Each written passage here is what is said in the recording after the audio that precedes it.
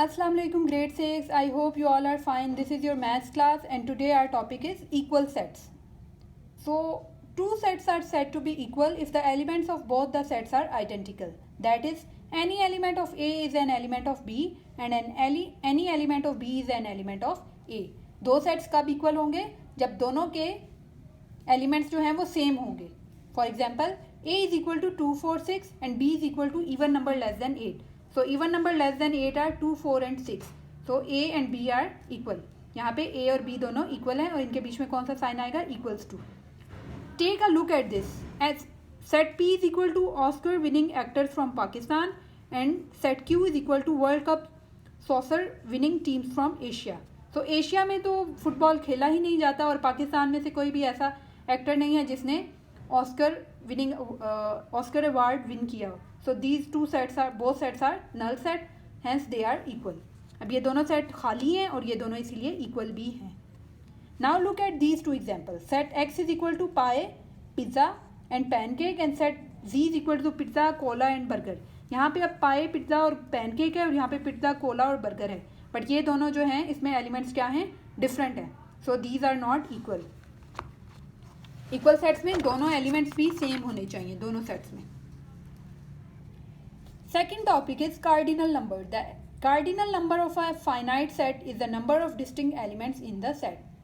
अब cardinal number क्या होता है? किसी भी सेट, फाइनाइट सेट में उसके कितने एलिमेंट्स हैं.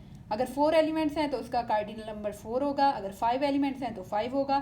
सो cardinal number is the number of elements in a set. For example set C is equal to 1, 2, 3, 4 and 5 has 5 distinct elements in it. So the cardinal number of set is equal to C is equal to 5. Symbolically अब आप इसको represent कैसे कर सकते हैं? n bracket C is equal to 5. यहाँ पे आपने कार्डिनल नंबर जब लिखने होते हैं सो आपने n और जो सेट है C है, अगर यहाँ पे D होता तो आप यहाँ पे ब्रैकेट्स में D लिखते, is equal to number of elements in it which is equal to 5. Let D is equal to set of letters in the word banana, then D is equal to BAN. अब जब हम इसके elements लिखेंगे तो हमने जो alphabets repeat हो रहे हैं उनको 1 टाइम लिखना है. तो यहाँ पे B भी रिपीट हो रहा है, A भी और N भी, तो हमने इनको 1 टाइम लिख लिया. तो इसका कार्डिनल नंबर कितना हो गया? 3. Number third topic is equivalent sets. Two sets are said to be equivalent if the cardinal numbers of both the sets are equal. अब दोनों सेट्स इक्वल कब होते हैं? जब उनके एलिमेंट सेम होंगे तो उनको हम इक्वल कहते हैं. लेकिन इक्विवेलेंट सेट कौन से हैं? जब उनके कार्डिनल नंबर्स इक्वल होंगे, चाहे उनके एलिमेंट्स डिफरेंट हों.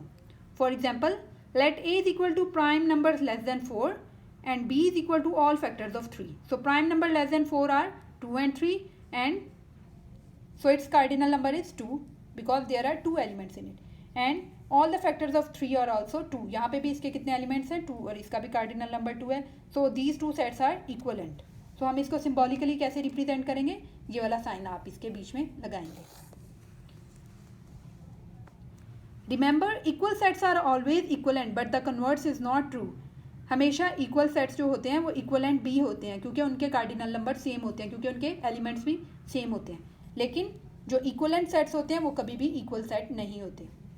Number second is two empty sets are always equal. 2 empty sets हमेशा इक्वल होंगे. 2 infinite sets are always equivalent. इसी तरह 2 इनफाइनाइट सेट के हम जो है कार्डिनल नंबर काउंट नहीं कर सकते, वो हमेशा इक्वलेंट होंगे. Next topic is subset and superset. Set A is a subset of a set B if each element of set A is also an element of set B. अब A element set A जो है वो B का subset कब होगा? जब each element of set A is also an element of set B. For example, A is equal to 1, 2 and B is equal to 1, 2, 3. अब यहाँ पे A के जितने भी एलिमेंट हैं 1, 2 वो B में भी हैं, लेकिन B में एक एक्स्ट्रा एलिमेंट भी है. So A is subset of B. Every element of set A also belongs to set B.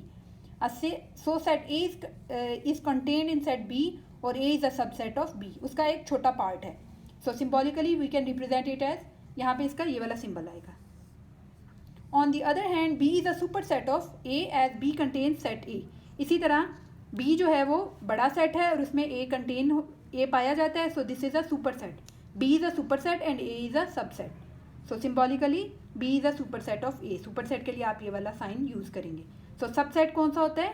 जिसके तमाम एलिमेंट किसी सुपर सेट में पाए जाए, किसी बड़े सेट में हो. और इसी तरह सुपर सेट वो होता है जो बड़ा सेट, जिसमें छोटे सेट के तमाम एलिमेंट्स हों. Second is find all the subsets of B 1, 2 and 3. So answer is, इसके कितने सबसेट्स बनेंगे 1, 2, 3, 1, 2, 1, 3, 2, 3, 1, 2, 3 and 5. Every set is a subset of itself and 5 is a subset of every set. Next topic is proper and improper set. A is a proper subset of B implies that A is contained in B and there is some elements of B that is not in an element of A. In other words, it means that A is a subset of B and A is not equal to B. उन्होंने कहा है कि proper set कौन सा होता है जिसमें A जो है वो B का सबसेट है लेकिन A और B इक्वल नहीं है. क्यों? क्योंकि B में कुछ एक्स्ट्रा एलिमेंट्स भी हैं. For example, set x is equal to 1, 2, 3 and so on and y is equal to 10, 20, 30 and so on. Is y a proper subset of x? Give reason. Answer, x is equal to 1, 2, 3 and y is equal to 10, 20 and 30 are not equal. ये दोनों equal नहीं हैं क्योंकि इनके equal number of elements नहीं है. ये 1, 2 से स्टार्ट हो रहा है और ये 10, 20 से, लेकिन यहाँ पे कुछ आगे जाके 10, 20 भी आएंगे. सो y is a proper subset of x. Symbolically y is a subset of x. Let s is equal to 3, 4, 5, 6 and t is equal to 4, 5, 3, 6. Is t a proper subset of s? Why? Answer, here a set s contains set t but they are also equal. यहाँ पे s और t के elements हैं और ये equal भी हैं. Order change है लेकिन ये इक्वल हैं दोनों. सो t is not a proper subset of s. So t जो है वो इसका प्रॉपर सबसेट नहीं है. This is improper subset. So proper subset के लिए ये वाला सिंबल यूज होगा और इम्प्रॉपर सबसेट के लिए ये वाला जिसके ऊपर स्लैश है. सो समरी ऑफ सेट सिंबल, यहाँ पे समरी ऑफ सेट सिंबल है. This curly brackets the set of, it means ये सेट को रिप्रेजेंट करती हैं. अगर किसी भी नंबर्स के आसपास ये ब्रैकेट्स आ जाएं it means they are set. This is does not belongs to, this is a subset of, this symbol is not a proper subset of, n into a is a cardinal numbers of set.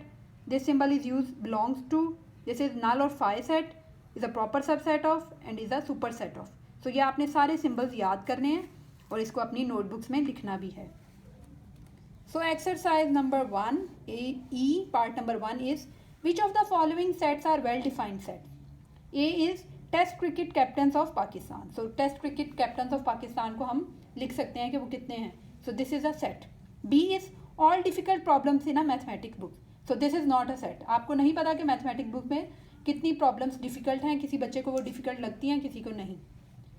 C is equal to all healthy people in Lahore. So this is not a set. यहाँ पे भी ये set नहीं है. C is equal to prime ministers of Pakistan. E is equal to all the rivers in Pakistan. F is equal to 5 of the best all-rounders in one-day cricket. तो ये आपने exercise 1E खुद ही सॉल्व करनी है, part number 1. Next is list the elements of following sets. Also name the set as A, B, C, etc. तो आपने पहले इनको नेम भी इनका देना है और इनके आपने एलिमेंट्स लिखने हैं. Natural number less than 6. So natural number start from 1 and less than 6 are 1, 2, 3, 4 and 5. Part A is months that precedes March.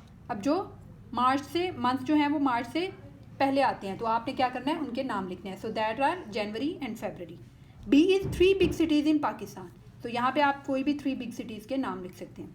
Primary colours and letters of the word monsoon. अब जब आप इसके एलिमेंट्स लिखेंगे तो जो letters repeat हो रहे हैं उनको आपने 1 टाइम लिखना है.